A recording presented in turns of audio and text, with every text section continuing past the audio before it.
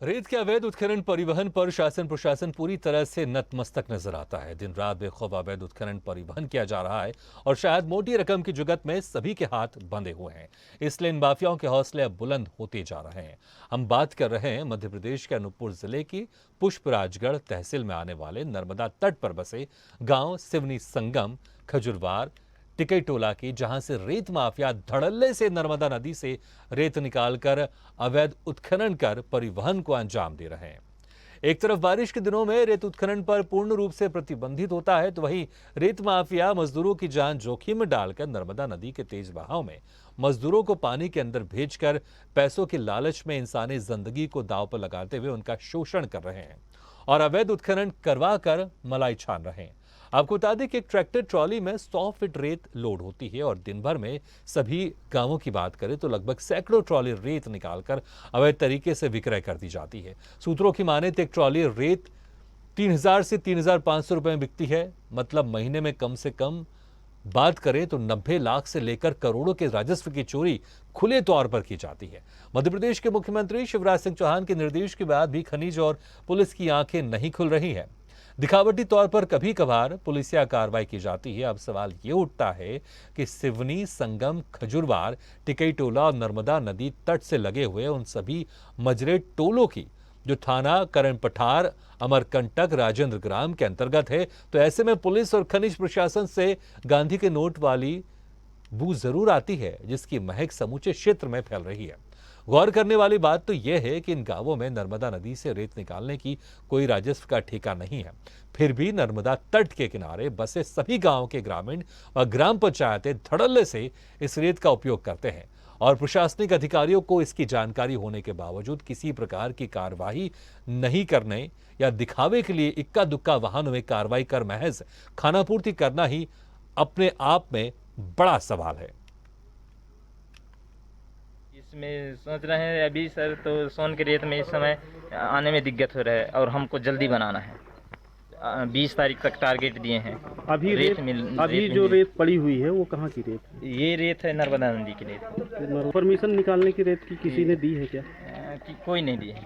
मतलब स्वयं गांव में है, पास में है, थोड़ी दूर है, तो इनका भी यूज कर दे। जो यहाँ पे टायर के निशान है, ये किस गाड़ी के हैं? ट्रैक्टर के हैं कि और दूसरी गाड़ी? ये ट्रैक्टर के हैं सर।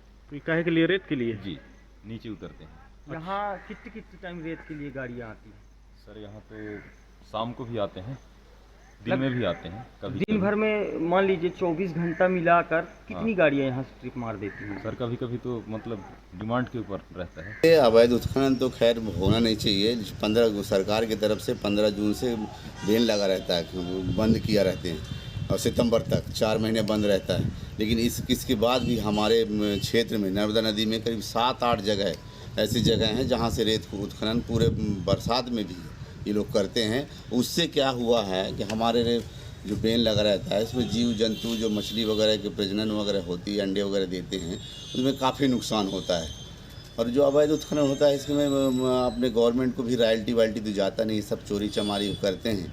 न जाने कितने हज़ारों ट्रैक्टर वक्टर सब लगे रहते हैं।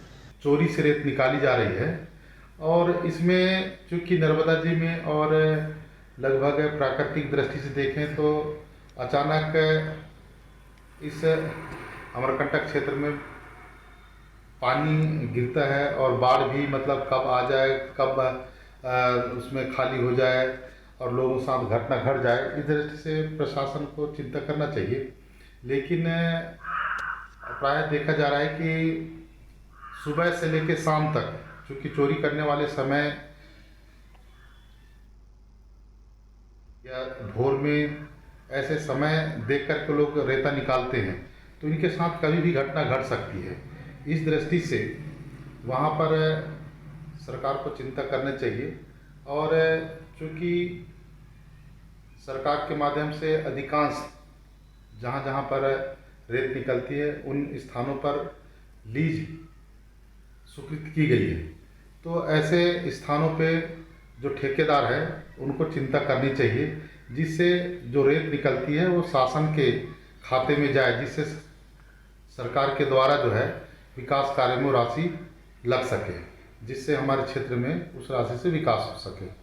ऐसा मेरा कहना है, क्योंकि इस पे जो है बहुत सारी शिकायतें क्षेत्रों से मिल रही है और इस पे रोक।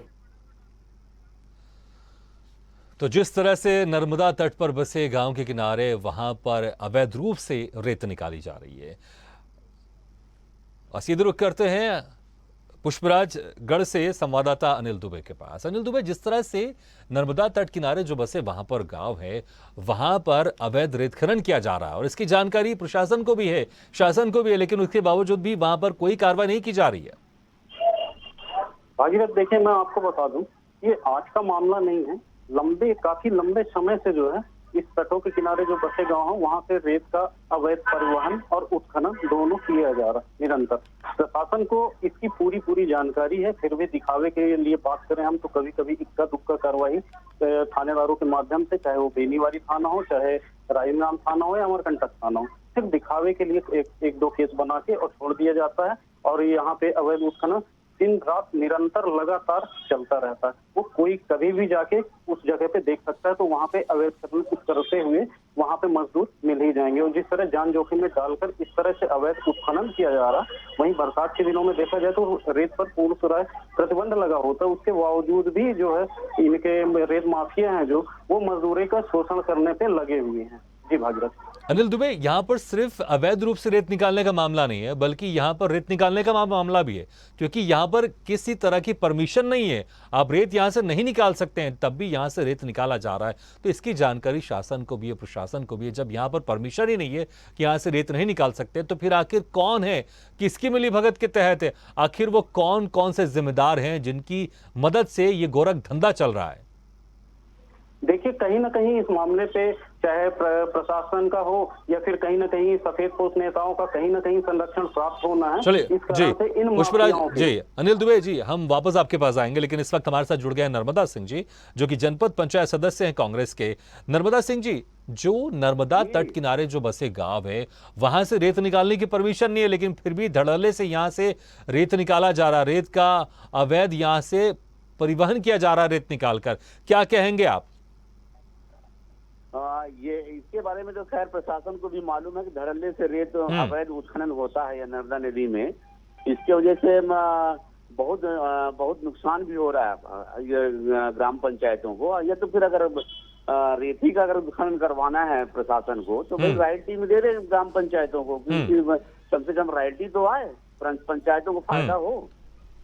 तो आप क्या देख रहे हैं, कौन लोग इस गोरख धंधे में शामिल हैं कि जिनकी मिलीभगत से गोरख धंधा चल रहा है कि रेत निकालने की परमिशन नहीं है, लेकिन तब भी वहां से रेत निकाला जा रहा है और अवैध रूप से परिवहन किया जा रहा है? कौन लोग हैं इस गोरख धंधे में शामिल?